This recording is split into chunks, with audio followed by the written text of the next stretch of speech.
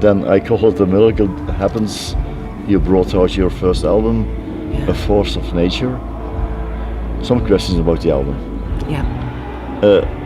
First, why this title? Mike Vernon. Explain me why you choose that title, please. I had done a show in New York, Yeah. and there was a music critic, and he wrote a wonderful review of the show. And in the first sentence, he said that I was force of nature. And when Mike Vernon read the review, he immediately picked up on the idea that that's the title Should of the be album. the title. Yeah. That's why.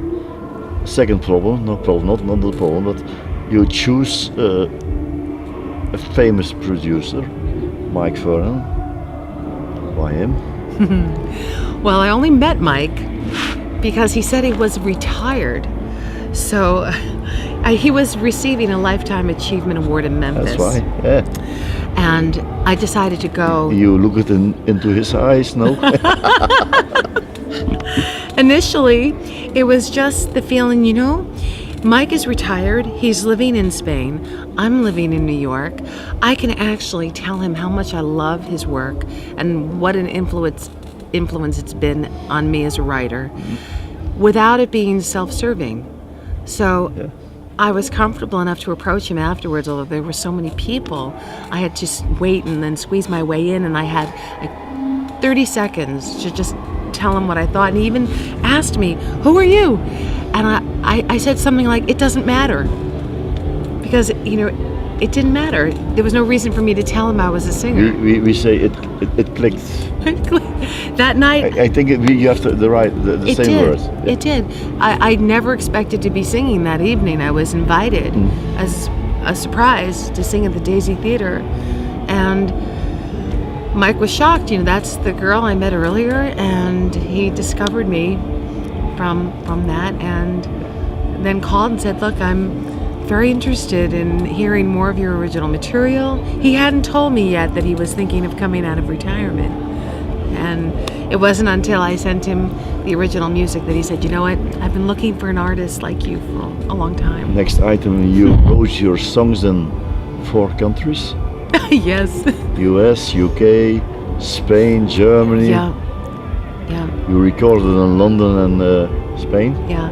But the most difficult sessions were the ones in Spain, because those were high pressure. Mike had finally invited me out to Spain to work with him and his guitar player, Kike Bonal. And the pressure was on because Mike wanted to write on Saturday afternoon, Sunday, and then record whatever we had written on Monday. Yeah. And I can write music quickly, but lyrics take me a long time. That's so. But 3 songs that we wrote in that day and a half are all on the album. And I finished the lyrics to Cat and Mouse in the car on the way to the studio. We had 2 hours, and I was hoping for traffic. I was hoping for flat tires. I finished the last verse in the vocal booth.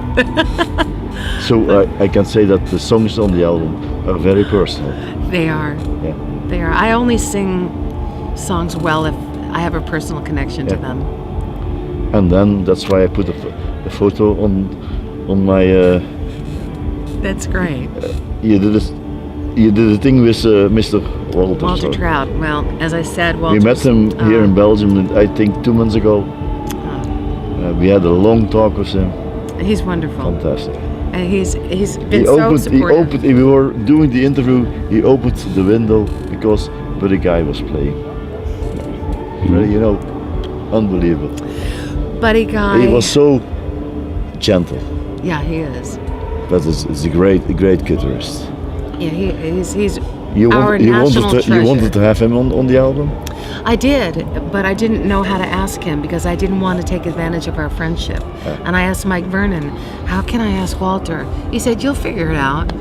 But at Carnegie Hall, Walter ran up to me and said, "Congratulations, I hear you're recording and I want to contribute."